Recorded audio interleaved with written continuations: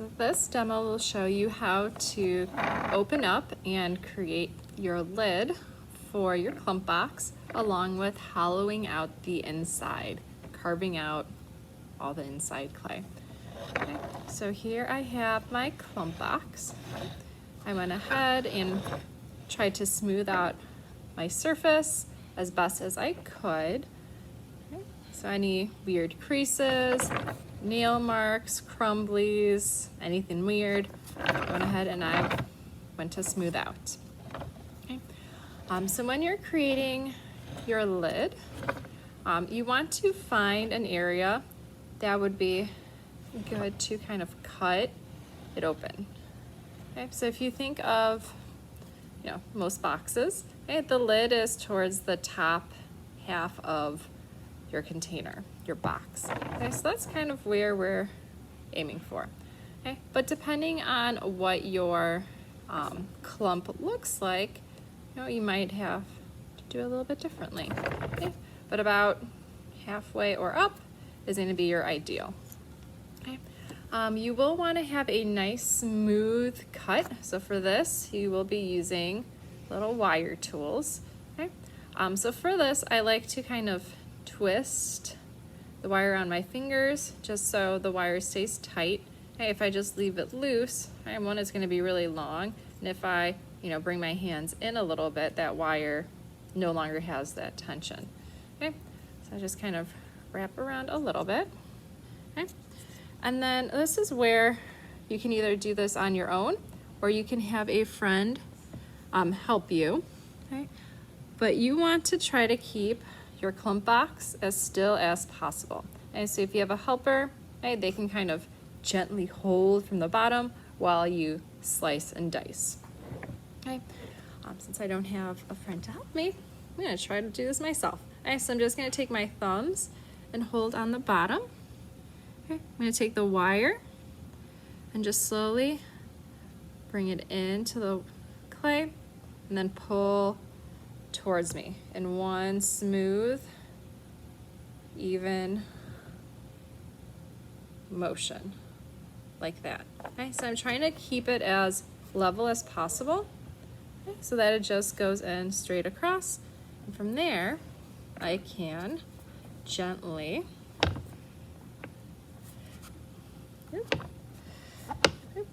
lift it up. Okay, so I have my lid and then my actual container. I'm also going to show you how to do it with a second one, because the more times you see it done, the better. Okay, so this one, just like before, I have my wire, kind of wrapping it, okay, supporting my clay or having a friend hold it for me, pull the wire in and pulling it towards me, nice and even, and then I can shimmy my lid off. Okay, so depending on your design, you do have to kind of be conscious of where you're cutting. Okay, so for this one that I had, because it was overall pretty solid and there weren't a lot of weird divots, just going in one area is fine. With the one I had first, it has this kind of narrow area where it kind of dips downward. Okay, so my lid is not, taking up the whole space. Right? It's kind of just cut off a little bit. Okay, but it still will function as is. It is important to be very careful with your lid and your base piece. Don't really touch any of those edges, because we want to make sure that they all stick and stay together and fit well. Okay.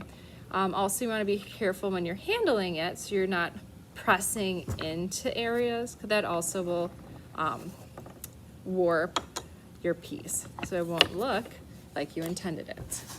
Okay. So once you have your lid cut off, okay, we're going to start the hollowing out process. Okay, so right now my clay is just a big old solid chunk of clay. If I were to fire this in the kiln, it would explode, because it's way too much clay. It's too thick, water won't evaporate properly, it's just going to explode. Also, it doesn't make a box. I can't put anything in it because it's all solid. So what we're gonna do is we're gonna be taking our loop tools, okay, and we're gonna be cutting out and carving out the inside guts of the box. Okay? So think of it like a jack-o'-lantern. Okay? You open it up, and then you spoon out all the seeds, all the pulp, all the innards of the pumpkin in order to get that shell. Okay? So that's what we're doing. So for this, okay, kind of the best way to go about it is looking at your piece. You're gonna lightly draw out your wall thickness, okay? So with your walls, you want them about 1/4 inch or so thick. Okay. So I'm just using one of the modeling tools just because I had a pointier edge. Okay. And just slightly drawing in, okay, where my wall is. Okay. So everything on the inside here, okay, is going to get carved out. Okay. And that 1/4 inch on the outside is going to stay. Okay. So I'm going to carve all the way, and then making sure that on the bottom, okay, which make sure your name is on the bottom of your clump box. I'm also going to leave that thickness. Otherwise, you have a box with a hole on the bottom. So I'm going to start kind of carving things out. Okay. So I suggest these loop tools. We do have some larger ones available. Okay, but for some of your boxes, these might be way too big, okay? And you would just end up messing up your piece, okay? So the regular loop tools will be just fine. So I'm just gonna go in, dig out a little bit, take it out, okay? As you can see, starting to carve that out, digging it out. You want to do a little bit of at a time, okay? Be patient. Don't rush this. We got plenty of time, okay? You really want to be precise when you're doing this so that you also don't mess up your wall shapes. So I'm going to go in, carve, carve, carve. Okay. I like to do kind of the outside first, and then go back in and do the inside stuff. Okay, so that way I can really make sure that my wall thickness is where I want it to be. Okay. You can see, okay, I got a good chunk of that carved. Okay. Now I can go into the inside. I don't have to be as precise because all that's just getting carved out.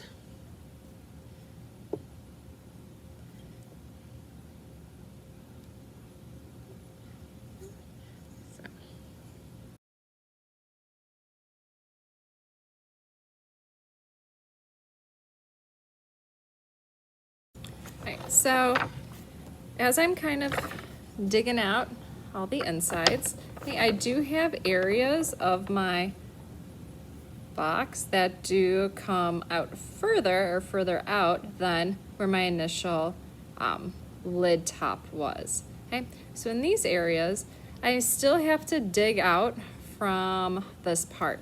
So instead of just digging straight down, I'll kind of carve and dig out at that angle so that I'm kind of going into that little cave that I've got forming there. Okay, I still want to make sure that I'm keeping my wall thickness nice and even, about 1/4 inch or so. Definitely no thicker than 1/2 inch. Okay, 1/4 inch is kind of our go-to. It can be a little bit thicker than that, but not by much. Okay. You also want to make sure that you are not going too thin, okay? If your walls are too thin, they run the risk of being way too fragile and breaking or cracking as it dries. Okay? Remember that clay shrinks as it dries, and then when it gets fired, from about 8%. So if you have, a wall that's 1/8 of an inch, that's already pretty thin. So if it shrinks even more than that, it's going to be paper thin. Okay, so just be really, really careful. If you accidentally go too thin, or if you accidentally poke a hole in your wall, please let me know, and I can try to help you fix it. No promises though. I will try my best, but we might be able to fix things up a little bit. So I'm gonna keep going and keep carving. So as I kind of get to the bottom, I do kind of want to feel how thick that base is. So this is something that you kind of have to get used to, okay? But I have one finger on the inside, one or two on the outside, and then I'm kind of tapping and kind of feeling around, okay? And you should be able to feel a difference of thickness as you're kind of doing that. The bottom's a little bit harder, so if you're not sure if you went far enough down, just let me know, and I can come by and pick up your box and feel it. The best way to kind of do that though is, if you pick it up, if it's still really heavy and it kind of feels bottom heavy, chances are you still got a good chunk of clay at the bottom, okay? So picking it up, doing that kind of holding pinch test will kind of help you with that. And then also if you have areas that are more like those caves that you have to dig in, if you pick it up and all of a sudden, that one side feels really heavy, then you definitely have too much clay in there. So as I'm carving, one thing to definitely remember is to always support your outside. Okay, so whenever you're doing any work on the inside, whether it's carving, smoothing, blending, make sure you're always supporting the outside with your other hand. This will prevent the shape or form from getting warped. Okay? If you're working on the outside and you're adding things out there, support from the inside. Okay? So if I'm carving into my clay later for the designs, adding applique, I want to make sure that I'm always giving that support. Okay. So once I have my inside carved out, so now I just have that shell, I'm going to have to go in and smooth and blend. Okay. So as you can see, okay, it's not very pretty on the inside. Okay, so all those carving markings, I'm going to have to smooth out. Okay, so for that, okay, I can just use my fingers and kind of push and blend the clay. And the clay is still pretty pliable on the inside, which is nice, so I can just smooth and blend that way. Okay. I could use any of the clay tools. Okay, so if there's any nooks and crannies that are harder to reach, okay, I can just use my clay tools. Okay. When I'm doing the sides, you can see I'm still supporting with my outside hand, so that way my form doesn't get warped. And then the last route you can go for kind of smoothing is you can take one of the little tiny sponges, dampen it with water, and then squeeze out all the water. Okay? So you just have that damp sponge, and you can use that to kind of press into the clay. But remember, with any and all of these ways, always support the outside. Okay? Especially when you get where the lid attaches, because this you want to make sure doesn't change, otherwise things won't fit. So just smooth, make it nice and blended, so you can already see how much nicer that's getting on the inside. When I finish with the bottom part of the clump box, then I can go ahead and do the same thing to my lid, okay, because the lid is also completely solid. Okay, so just like before, just going to gently draw out where I want my walls to be.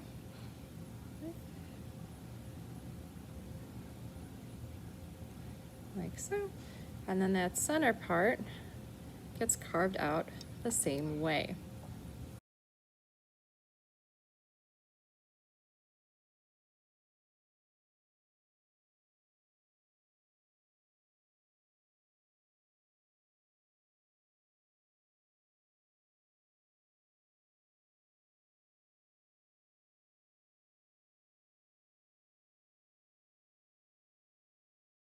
Okay, so now that my base part of my box and my lid are nice and hollow, okay, and they still,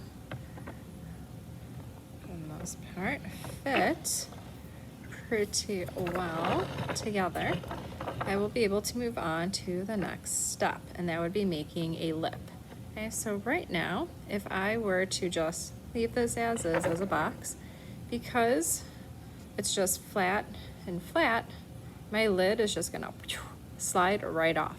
So what I'm going to do is on the inside of my lid, I'm going to create a bumper that's going to fit inside of the base so that when something gets jostled, the lid has no place to go because it has this little lip on the inside that kind of connects on the outside or the bottom of it. So here is a image of what the lid, base, and lip would look like. So the purple part is the base, the blue is the lid, and then you can see that the lid and the base, those line up perfectly. The orange is the lip that gets placed inside the lid. You can see that that fits directly inside of the base. So that's what you'll be creating all the way around. So to make my lip, okay, I'm going to use some of my carved out clay.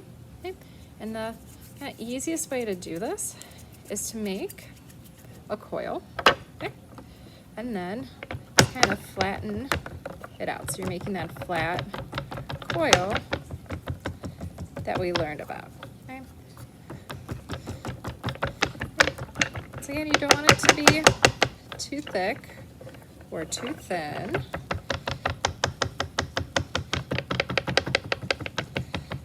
Okay, so I'm kind of tap, tap, tapping, flip it, tap, tap, tap. When you do this, I suggest doing this on your slab mat so that it's a little bit easier to pick up. And once you have it a nice even thickness, okay, as you can see, okay, it's about, thick. Okay, I'm going to go ahead and cut it so it's nice and even. So for that, I'm going to use my fettling knife, okay, and on one side, I'm just going to cut a nice straight line.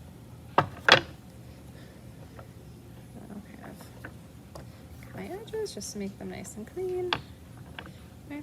And then I can trim the top part a little bit, but that's all going to get kind of blended into the lid, so it doesn't really have to be perfect. Okay. But so now I have kind of this nice straight edged lip. Okay. I'm going to slip and score. Okay. So using my scoring tool, I'm roughing up edges there, roughing up on the inside of my lid, like so. Then this, I'm going to add slip I'm going to attach it. So the length of your lip doesn't matter because you'll be doing multiple ones. Like this one, we'll be able to go around that curve like that. Okay, so you can work in pieces. Okay. So add my slip.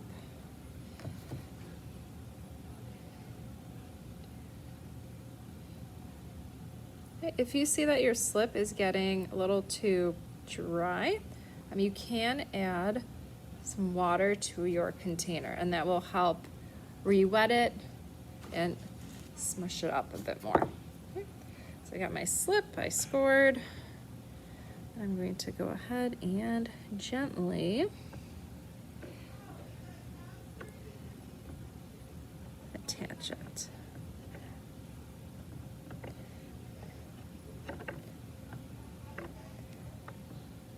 Okay. So you can see that lip, it's on the inside of my lid and sticking out. Okay.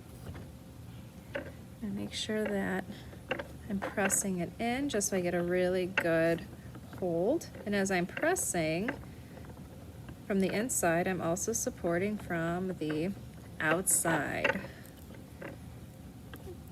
And then from there, okay, I'm gonna go ahead and blend because I don't like how that looks right there. So I want the lip to look like it's growing out of it, okay?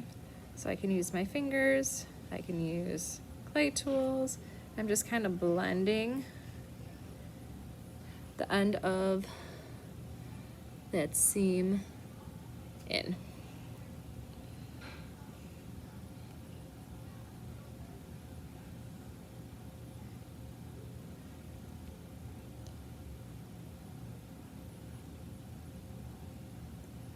Okay, and if you happen to have too much clay, you can see I've got little balls of clay that are kind of coming off. That's totally okay. So as you're kind of blending, now things might just not want to be part of your art, and that's okay.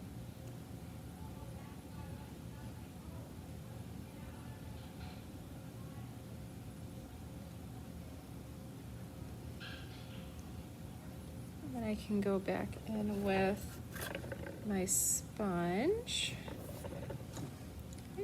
and kind of make sure that all of that looks nice and clean. Okay.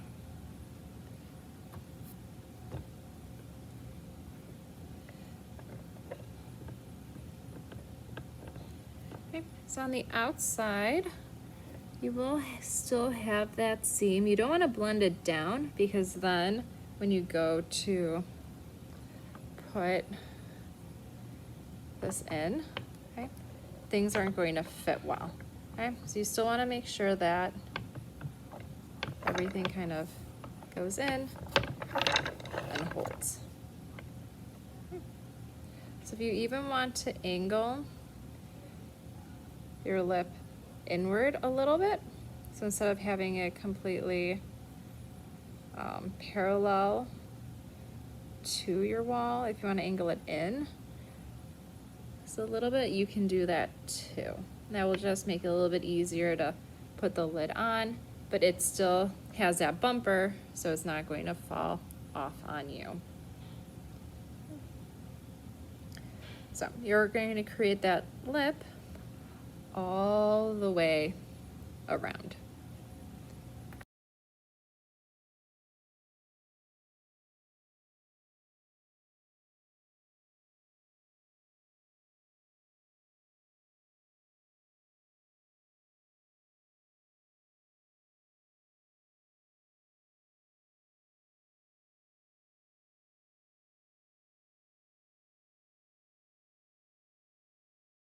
Okay, so now that I have my lip on and I went and I smoothed the inside and all that, I'm gonna take a look, and I have a small area where the lip's a little too tall. So I'm just gonna take my fettling knife and carefully make that just a little bit shorter. Okay. So once again, just like with the carving, do a little bit at a time, because if you cut too much off, there's no way to replace it. Just cutting just a little bit. And then I'll go in and smooth out those edges, like so. All of that looks pretty good. Okay, so now I go to put my lid on. It goes in, and it's gonna stay in because I have that lip to it. Okay, so things might have shifted a little bit if you weren't super careful, but what you can do is you can kind of pinch and squeeze any edges in a little bit. That might need a little bit of tweaking, but overall, it should be pretty good. When you go to store your piece, you're going to be taking a wet paper towel and placing it in between your lid and your base. Okay, so this does a few things. One, it helps keep moisture, okay, where it needs to be. Okay, but it also allows both the lid and the base, where they attach or connect, to shrink at similar rates. Okay, so for storage, this paper towel, so I kind of draped it in like that. Okay, and then my lid just going to sit on top. Okay, so this will also help make it easier to take the lid off. You might notice as you're kind of trying to fit things and try things, the lid was starting to stick to the base a little bit. It wasn't going to be permanent because there was no slipping and scoring, but just clay being wet, kind of just wanted to be attached. Okay, so this kind of little skirt apron between your lid and your base. So that is how we get our clump box hollowed out and lip made. So everything is nice and pretty.